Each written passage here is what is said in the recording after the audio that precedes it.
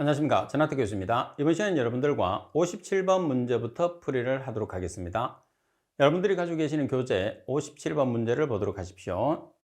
자, 배출가스 내 황산화물의 처리 방법 중에서 건식법의 특징으로 가장 거리가 먼 것은, 건식법이라는 것은 물을 사용하지도 않고 약품을 사용했을 때 O와 H가 같이 있으면 안 되는 방법을 우리가 건식법이라고 이야기합니다. 자, 먼저 장치의 규모가 건식법은 큰 편이죠. 그리고 반응 효율이 어때요? 반응 효율이 습식에 비해서는 낮은 편입니다. 그리고 배출가스의 온도 저하가 거의 없죠. 물을 사용하지 않기 때문에. 그리고 연돌에 의한 배출가스의 확산이 상당히 영하죠. 반면에 습식 같은 경우에서는 온도 저하가 크고 확산이 잘 안 되는 또 단점이 있죠. 그래서 건식과 습식은 서로 반대의 특징을 가진다. 이렇게 생각해 주시면 되는 거죠. 따라서 정답은 나번이 정답. 자, 그리고 58번 문제를 보도록 하겠습니다. 58번 문제를 보시면, 자, 입자성 물질과 질소산화물의 저감을 위한 디젤 엔진의 연료 분사 시스템의 적용 기술로 가장 거리가 먼 것을 찾으시오 그랬어요. 자, 먼저 갑은 분사 압력의 저압파. 분사를 했을 때 고압으로 이루어져야지 연료가 완전 연소가 되겠죠. 그래서 가번이 저압이 틀렸어요. 자, 그 다음에 분사 압력의 최적 제어, 분사율 제어, 분사 시기의 제어. 따라서 가번이 틀렸어요. 자, 그리고 59번 문제를 보시게 되면 펄스된 여과 집진 장치에서 압축 공기량의 조절 장치와 가장 관련이 깊은 것을 찾으시오 그래서요. 자, 먼저 정답을 먼저 보면 확산관이 정답이에요. 그럼 여기서 여러분들이 압축 공기량의 조절 장치와 연관성이 있는 것은 이렇게 나왔을 때 아무래도 공기 자체에서 확산이 이루어지는 거죠. 오염물질이라는 것은 공기에 의해서 확산이 이루어지는 거거든요. 그래서 여기서 공기량과 확산에 의해서, 그래서 두 가지를 매치시켜서 일단 답을 찾도록 하십시오. 관이라는 것은 말 그대로 이동하는 장소를 관이라고 하니까. 그래서 설명해 보시면 확산관은 펄스된 여과 집진기의 경우에 여과포 상단에서 압축 공기를 불어넣어 여과포 외피에 부착된 먼지를 제거하게 된다. 그런 압축 공기의 힘이 여과포 하단까지 도달하려면 여과포를 통과해서 외부로 빠지는 압축 공기량을 조절해 주는 장치가 필요한데 그 장치가 확산관이라는 거죠. 그래서 결론적으로는 오염물질 자체를 공기에 의해서 우리가 처리를 하는 거잖아요. 그래서 공기에 의해서 확산이 이루어지니까 압축 공기, 여기서 공기는 확산에 연관성을 둬서 답을 찾아주시면 됩니다. 자, 그리고 60번 문제를 보시게 되면, 자, 밀도가 0.8g/cm의 삼성이 유체 동점도가 3스토크라면 절대 점도는, 여기서 여러분들이 스토크 단위를 먼저 기억을 해야 돼요. 자, 스토크 단위라는 것은 제곱cm/s를 나타냅니다. 그래서 3제곱cm/s를 나타내요. 그러면 절대점도라는 것은 점성계수를 표기하는 거거든요. 그럼 여러분들이 여기서 동점도라는 것은 점성계수에서 밀도를 나눠준 값이에요. 식을 보시면. 따라서 점성계수라는 것은 어떻게 나타내는 거죠? 밀도 곱하기 동점도를 나타내는 거죠.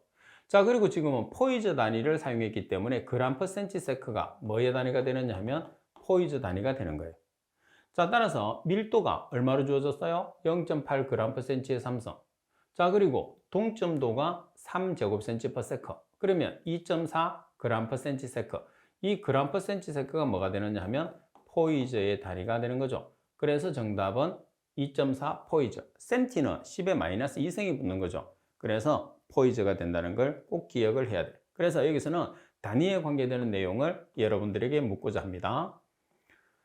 자, 그리고 61번 문제를 보시면 헛광차 분광법의 원리와 적용 범위에 관한 설명으로 거리가 먼 것을 찾으시오 그랬어요. 헛광차 분광법입니다.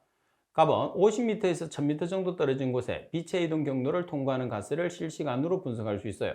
그래서 50m에서 1000m 정도 떨어진 곳. 자, 중요합니다. 내용 중에. 자, 그리고 헛광차 분광법은 세 가지의 물질을 측정하기 위해서 만든 분석 장치인데 이산화황, 질소산화물, 오존. 이산화황이 SO2, 질소산화물이 NOx, 오존이 O3입니다. 이 세 가지. 그리고 측정에 필요한 광원은 180에서 380 나노미터의 자외선 램프라고 그랬는데 이게 아니죠. 뭐예요? 180에서 2850 나노미터의 파장을 갖는 무슨 램프? 제논 램프. 이것도 상당히 중요해요. 자, 그 다음 헛광광도법의 기본 원리가 되는 램비어테의 법칙을 응용해서 분석한다고 되어 있죠. 따라서 설명이 잘못된 것은 4번이 정답이죠. 가장 중요한 광어는 파장이 180에서 2850나노미터의 제논 램프를 사용한다는 게 가장 핵심이다. 이렇게 보시면 됩니다. 자, 그리고 62번 문제를 보도록 하겠습니다. 62번에 보시면 환경 대기 중에 옥시단트 측정법에 사용되는 용어의 설명으로 옳지 않은 것을 찾으시오 그랬어요. 자, 먼저 옥시단트라고 하면 용어 설명입니다. 옥시단트라고 하면 전옥시단트, 광화학 옥시단트, 오존 등의 산화성 물질을 총칭해서 우리가 옥시단트라고 합니다. 자, 그리고 전옥시단트라고 하면 중성 아이오드와 포타슘 용액에서 아이오드를 유리시키는 물질을 총칭해서 전옥시단트. 그리고 광화학 옥시단트라고 하면 전옥시단트에서 오존을 제외한 물질이라고 그랬어요. 자, 여기서 오존을 제외한 물질이 아니고 뭐를 제외하느냐면 NO2라는 이산화질소를 제외한 물질을 광화학 옥시단트라고 합니다. 자, 그리고 제로가스는 측정기의 0점을 교정하는 데 사용되는 교정용 가스를 제로가스라고 우리가 표현을 하죠. 따라서 설명이 잘못된 것은 답번이 정답이 됩니다. 그리고 여러분들 63번 문제를 보시게 되면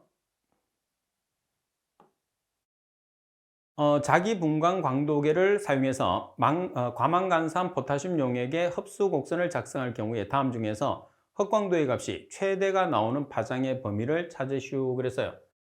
자, 자기분광 광도계 설명을 보겠습니다. 과망간산 포타슘 용액을 사용하는데 여기서 흡광도의 값이 최대가 나올 수 있는 파장의 범위는 얼마가 되느냐면 500에서 550 나노미터가 되는 거죠. 자, 여기서는 우리가 뭐를 기억을 하면 되느냐 하면 이제 파장을 우리가 나타내면 되겠죠. 그래서 500에서 550 이걸 우리가 암기를 해야 되겠다. 그죠? 자, 파장의 범위가 500에서 550 나노미터. 따라서 답은이 정답. 이 내용은 너무 파장이 붙어 있기 때문에 우리가 기억을 하는 게 좀 쉽게 문제를 맞출 수 있는 방법이에요. 자, 그리고 64번 메틸렌 블루법은 배출가스 중에 어떤 물질을 측정하기 위한 방법이냐? 여기서 우리가 메틸렌 블루법이라는 것은 어떤 방법이죠? 자외선, 가시선, 분광법이에요. 자, 메틸렌 블루법이라는 자외선 가시선 분광법을 이용해서 분석되는 항목은 뭐죠? H2S라는 황화수소가 되는 거죠. 따라서 가번이 정답이 됩니다. 자, 그리고 65번 문제를 여러분들이 보시게 되면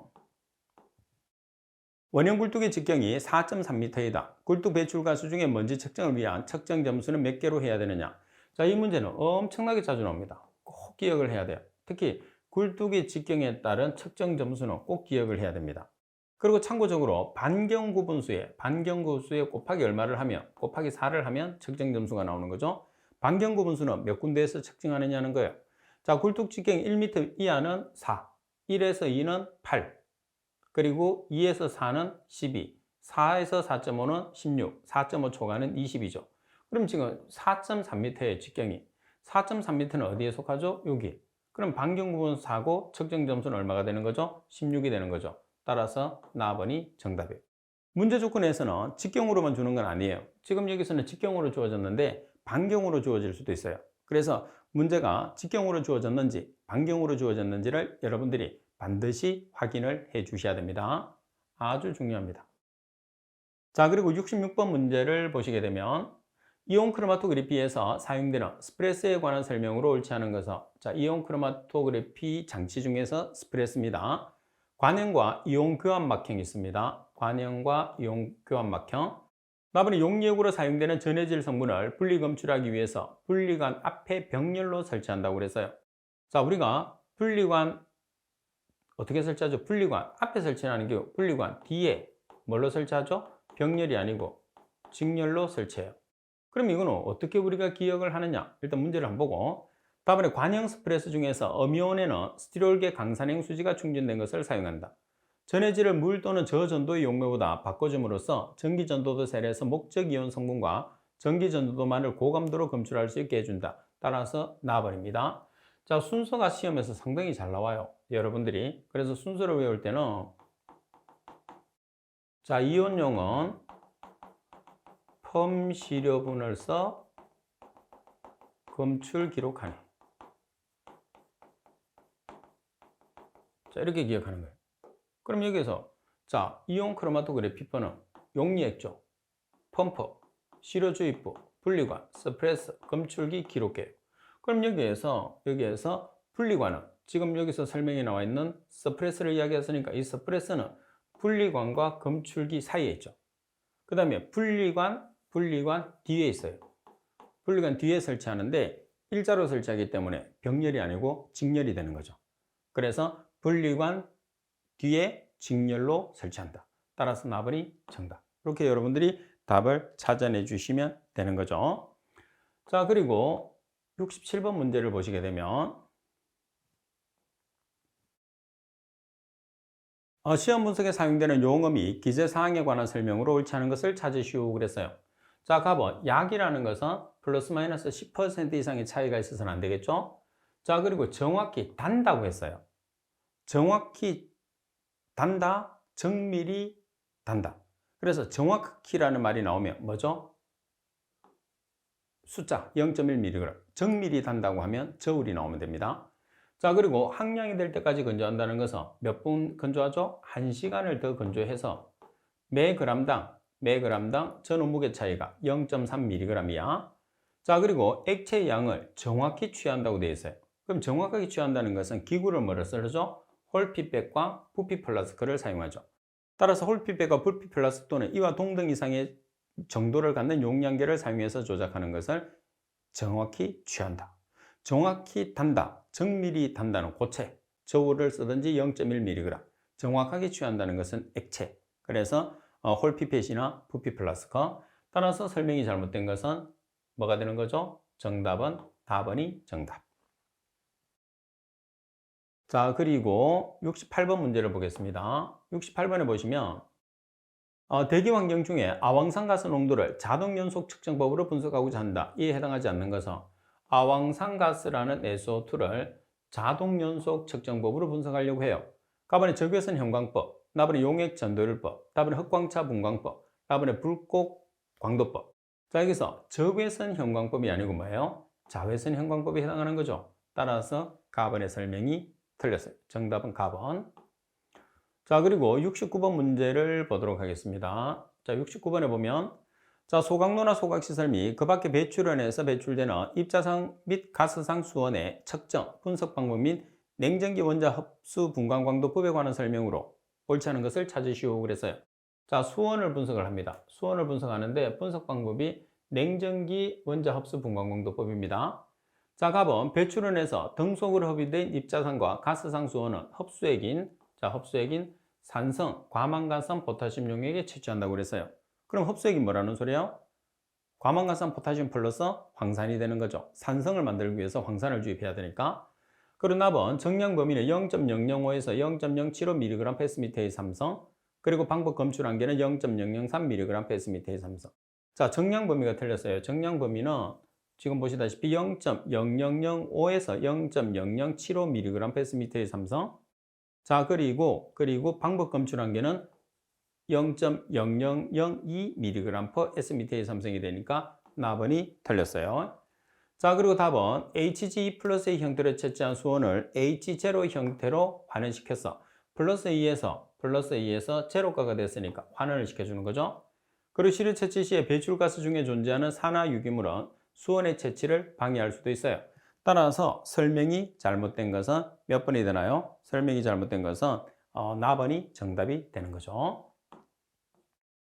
자, 그리고 70번 문제를 보시게 되면 굴뚝 배출가스 중에 사이아나수소를 자외선 가시성 분광법 4피리딘 칼복시 피라졸론법으로 분석하는 방법에 대한 설명으로 틀린 것을 찾으시오 그랬어요.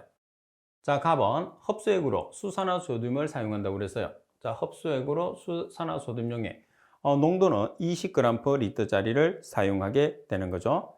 자, 그리고 흑광도는 540부근에서 측정한다고 그랬어요. 자, 사이아나수소를 우리가 자외선 가시성 분광법으로 측정했을 때 발색되는 색깔이 무슨 색깔이 나오죠? 청색이 나와요. 청색이 나오려고 하면 당연히 파장은 600대의 파장을 나타내야 되겠죠. 그래서 638나노미터입니다. 따라서 나번이 틀렸어요. 자, 그리고 시료 채취량이 10리터이고 분석용 시료 용액이 250리터인 경우에 정량 범위는 0.05에서 8.61 ppm. 그리고 배출가스 중에 염소 등의 산화성 가스 또는 알데하이드류, 황화수소, 이산화황 등의 환원가스가 존재하게 되면 영향을 받는 거죠. 다시 말해서 간섭물질, 방해물질이 된다는 그런 뜻입니다. 따라서 설명이 잘못된 것은 나번이 정답. 자, 그리고 71번 문제를 보겠습니다.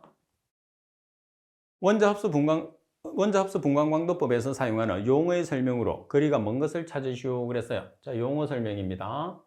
자, 답은 공명선이란 원자가 외부로 빛을 반사했다가 방사하는 스펙트럼선. 자, 공명선이라는 것은 원자가 외부로부터 빛을 반사를 한 게 아니고 뭐예요? 흡수입니다. 흡수. 자, 흡수했다가 방사하는 스펙트럼 선을 우리가 공명선이라고 그러죠. 그래서 반사 대신에 흡수가 들어가야 됩니다. 다음에 근접선이라는 것은 목적하는 스펙트럼선에 가까운 파장을 갖는 다른 스펙트럼선.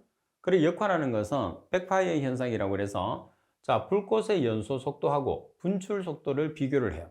그러면 우리가 연소 속도는 연소가 되는 속도죠. 분출 속도라는 것은 불꽃을 바깥으로 내보내는 속도예요. 그럼 역화 현상이라는 것은 내부로 불꽃이 들어가는 거거든요. 왜? 우리가 연소 속도에 비해서 분출 속도가 작기 때문에. 그러면 실제로 이제 반대가 되는 우리가 연소 속도에 비해서 분출 속도가 크면 정상 연소가 되는 거예요. 반대로 연소 속도가 크면 불꽃이 내부로 들어가는 역화 현상이 발생합니다. 다음에 원자 흑광 측광은 원자 흑광 스펙트럼선을 이용해서 시료 중의 특정 원소의 농도와 그 휘슬의 흑광 정도와의 상관관계를 측정하는 것을 원자 흑광 측광이라고 해요. 따라서 설명이 잘못된 것은 가번이 정답이 되는 거죠.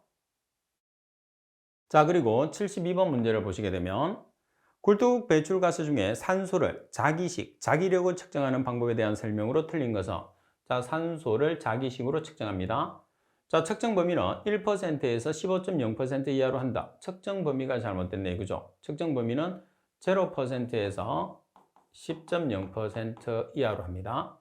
그리고 상자성체인 산소 분자가 자개 내에서 자기화됐을 때 생기는 흡입력을 이용해서 측정을 하고, 그리고 최적 자화율이 큰 가스, 대표적인 게 뭐냐면 NO라는 일산화질소예요. 그래서 일산화질소의 영향을 무시할 수 있는 경우에 사용하는 거죠. 따라서 방해물질로 일산화질소가 된다는 겁니다.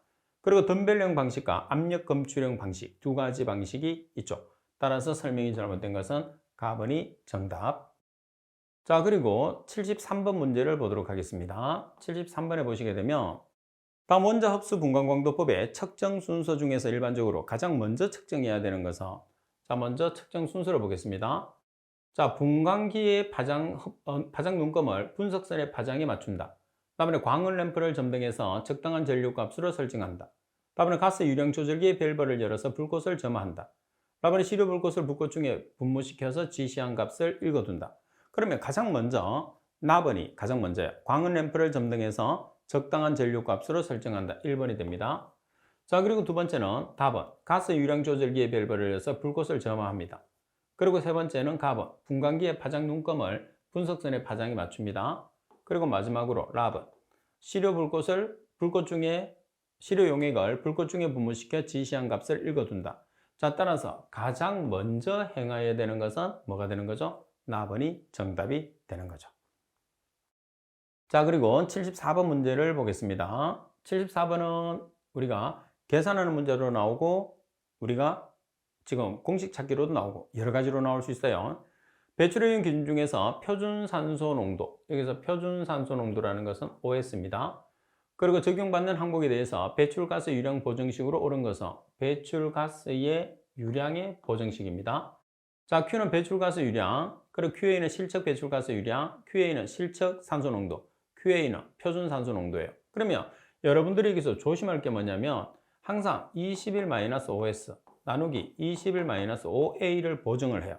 보정을 하는데 농도를 보정했을 때는 실측 상태의 농도에다가 이 값을 어떻게 주느냐면 곱하기를 해줘요.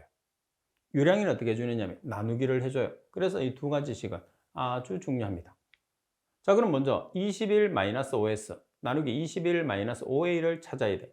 그러면 자, 요거 그럼 또 납은 답은하고 랍은 답에서 제외시킵니다. 그죠? 그리고 유량이라고 그랬으니까 어떻게 해줘야 돼? 나눠줘야 돼. 그러면 정답은 납. 농도 같으면 곱해줘야 돼. 그죠? 그래서 꼭 기억을 할 수 있도록 하십시오. 계산과 공식 찾기 아주 잘 나옵니다. 자, 그리고 여러분들 75번 문제를 보시게 되면 특정 발생을 해서 일정한 굴뚝을 거치지 않고 외부로 비산하는 먼지를 고용량 공기시료 채취법으로 측정한 결과 다음과 같은 자료를 얻었다. 이때 비산 먼지의 농도를 미리그램 패스미터의 삼성으로 계산하시오 그랬어요. 채취 먼지량이 가장 많은 위치에서의 먼지 농도가 65mg 패스미터의 삼성, 대조 위치의 먼지 농도가 0.23mg 패스미터의 삼성, 전시료 채취 기간 중 주 풍량이 90도 이상 변하고 풍속이 0.5m/s 미만 또는 10m/s 이상이 되는 시간이 전 채취 시간의 50% 이상. 그러면 주 풍량의 변화가 90도 이상. 그리고 우리가 시료를 채취할 수 없는 시간이 50% 이상이라고 그랬어요. 그러면 풍량이나 풍속의 보정계수는 단서에 따라서 여러분들이 꼭 맞출 수가 있어야 돼요. 요즘은 보정계수가 안 주어져요. 단서로 주어지거든요. 자, 그럼 가장 먼저 뭘 하느냐면 가장 농도가 가장 큰 값에서 가장 작은 값을 빼줘요. 그래서 65에 두 개가 있으니까 큰 값에서 작은 값을 빼주면 돼. 그래서 65에서 0.23 빼줘요. 그럼 단위가 미리그램 패스미터의 삼성이죠. 자, 그러면 풍량이 90도 이상 변했어요. 그럼 보정계수는 1.5. 그리고 채취할 수 없는 시간이 50% 이상이에요. 그럼 보정계수가 1.2. 따라서 65에서 0.23을 뺀 다음에 1.5와 1.2를 곱하면 우리가 계산되는 비산먼지의 농도가 116.59mg 패스미터의 삼성이 나오는 거죠. 자, 여기서 여러분들이 꼭 기억을 해줘야 되는 부분은 보정계수를 암기를 해야 된다는 거예요. 그래서 풍량에 대한 보정계수와 풍속에 대한 보정계수는 꼭 기억을 해야 됩니다. 주 풍량이 50% 이상이면 1.5, 45에서 90도는 1.2, 45도 미만은 1.0의 풍량 보정계수를 가지게 돼요. 반면에 풍속에 대한 보정계수는 우리가 채취할 수 없는 조건이 전체 채취 시간을 기준했을 때 50% 미만이 된 경우에서는 1.0, 50% 이상인 경우에서는 1.2의 보정계수를 갖는다는 거죠. 그래서 여러분들이 이 단서를 암기를 하지 않으면 단서가 없기 때문에 문제를 풀 수가 없다는 거. 그래서 꼭 보정계수의 단서를 기억을 할 수 있도록 하십시오. 문제를 푸는 데는 아주 결정적이죠. 꼭 기억을 해야 돼요. 자, 그 다음에 76번 문제를 보도록 하겠습니다. 자, 76번 문제를 보시게 되면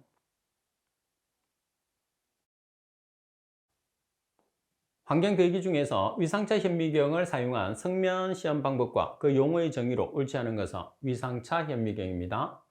자, 가보 위상차 현미경은 굴절률 또는 두께가 부분적으로 다른 무색 투명한 물체의 각 부분에 투과광 사이에 생기는 위상차를 화상면에서 명암의 차로 바꾸어서 구조를 보기 쉽도록 한 현미경이다. 그래서 위상차 화면상에서 명암차로 바꾸어서 우리가 측정하는 거죠. 그리고 가장 중요한 내용은 나와버립니다. 성면의 먼지를 성면 먼지 농도를 표시하잖아요. 표시했을 때 일단은 온도를 어떤 상태로 보정을 하느냐는 거죠. 따라서 0도씨 760mHg가 있는데 mH2가 있는데 이 내용이 뭘로 바뀌어야 되죠? 일단은 21도씨 760mHg입니다. 그래서 21도씨 760mHg 다시 말해서 상온 상압 상태예요.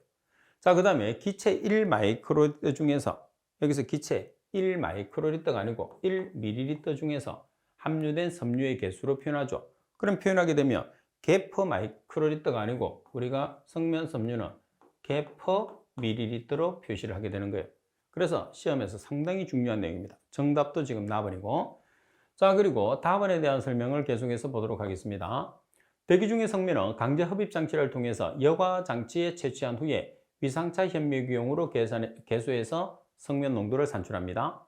답은 위상차 현미경을 사용해서 섬유상으로 보이는 입자를 계수하고 같은 입자를 보통의 생물 현미경으로 바꾸어 계수하여 그 계수치들의 차를 구하면 굴절률이 거의 1.5인 섬유상의 입자, 즉 성면이라고 추정할 수 있는 입자를 계수할 수 있습니다. 그래서 굴절률이 1.5라는 것도 기억을 해야 돼요. 그래서 성면의 위상차 현미경 분석법에서 가장 중요한 것은 일단은 굴절률이 1.5 그리고 성면의 농도를 표시하는 단위가 개퍼 밀리리터라는 것. 그때의 온도는 0도씨, 압력은 760mHg에서 측정이 된다는 것을 꼭 여러분들이 숙지를 해 주셔야 됩니다.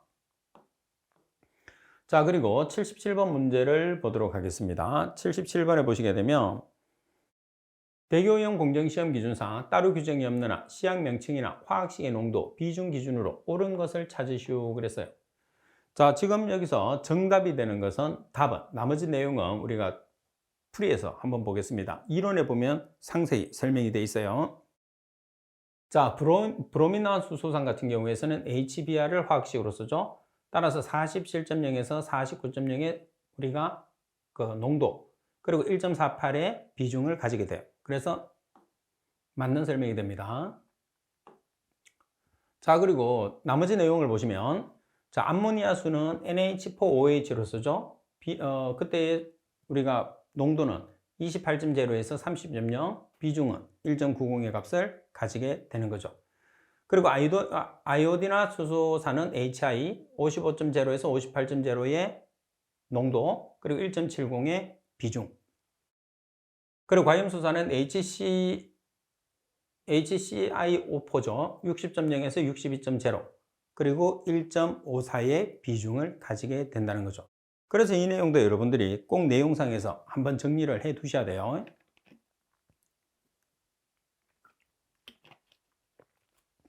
내용으로 여러분들이 확실하게 정리를 안 해두면 이런 문제는 맞추기가 상당히 어렵죠. 그죠? 그래서 내용으로 정리한다는 것은 암기를 해야 된다는 그런 뜻입니다. 자, 그리고 78번 문제를 보겠습니다. 비분산 적외선 분광분석법에서 사용하는 용어에 관한 설명으로 옳지 않은 것은, 자, 용어에 대한 설명입니다. 가번에 보시면 비교셀은 시료셀에서 적외선 흡수를 측정하는 경우에 대조가스로 사용하는 것으로 적외선을 흡수하지 않는 가스, 그래서 비교가스는 적외선을 흡수하지 않는 가스입니다. 나번에 비교셀은 시료셀과 동일한 모양을 가지고 주입하는 가스는 아르곤이나 질소처럼 활성을 가지 않는 불활성 기체를 우리가 주입을 하죠. 그리고 답은 광학 필터는 시료 광속과 비교 광속을 일정 주기로 단속시켜 광학적으로 변소시키는 것으로 단속 방식에는 1에서 20Hz의 교호 단속 방식과 동시 단속 방식이 있다. 자, 그리고 답은 시료선은 시료가스가 흐르는 상태에서 양단의 창을 통해 시료 광속이 통과하는 구조를 갖는다고 그랬어요. 자, 따라서 답안에 대한 설명이 잘못됐는데 답안에 대한 설명을 한번 보도록 하겠습니다. 자, 그리고 답안에 대한 설명은 여러분들 시험에서 상당히 자주 출제가 되니까 꼭 기억을 해야 돼요.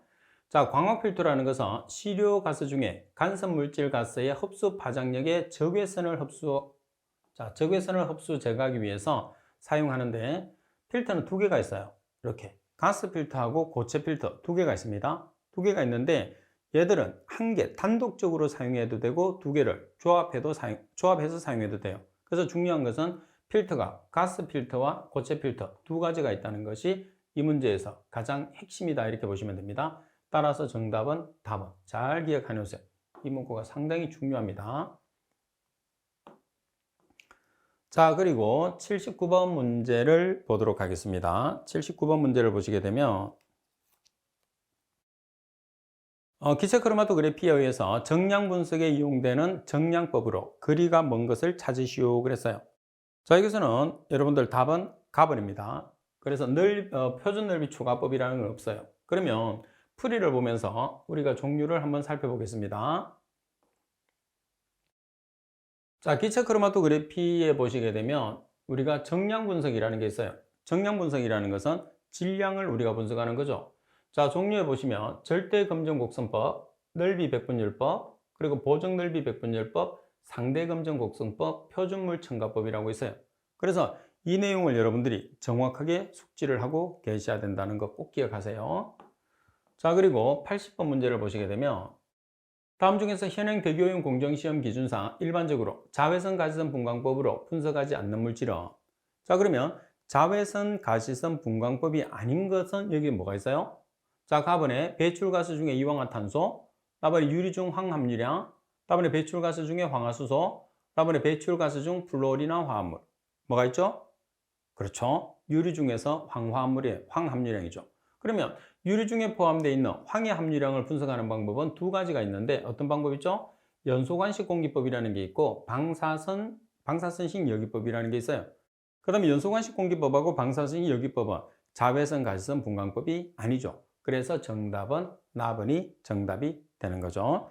자, 항상 여러분들이 수업이 끝나고 나면 복습을 하시고, 그리고 복습을 하면서 우리가 정리해야 되는 부분이 있다고 하면 이론편에서 한 번 더 내용을 보시면서 정리를 해서 언제나 여러분 것으로 숙지를 해 두셔야 됩니다.